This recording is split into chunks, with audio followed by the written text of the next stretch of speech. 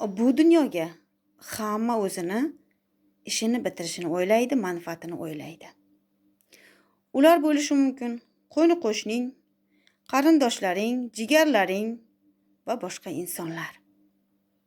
Ishonaver, xuddi shunday. Sen boshqalar uchun yashayotgan bo'lasan. Ishdan charchab kelasan, bitta qo'shning o'tib keladi, unimni pishirib bering deydi. Uyingdagilar uni buni pishir, erta mehmon keladi deydi. Xo'p deysan, o'zingni charchaganing esingga yo'q, hamma ishlarni qilib qo'yasan. Bu qo'shning keladi, bolamga qarab turing deydi. Unisi keladi, buni qilib bering deydi. O'zingni ishlaring, sog'lig'ing qolib ketaveradi. Ular sendan foydalanadilar. Seni ishingni bitishi, sog'liging, uyingni tozaligi yoki rasvoligi ularni qiziqtirmaydi. Ular o'zini ishini bitirishni o'ylaydilar. Agar 1-2 marta yo'q, vaqtim yo'q deb ko'rchi, sendan xafa bo'ladilar.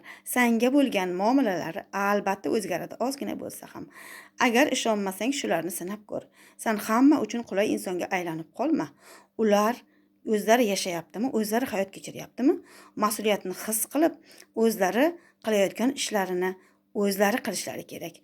Boshqalarga topshirib qo'yishlari kerak emas.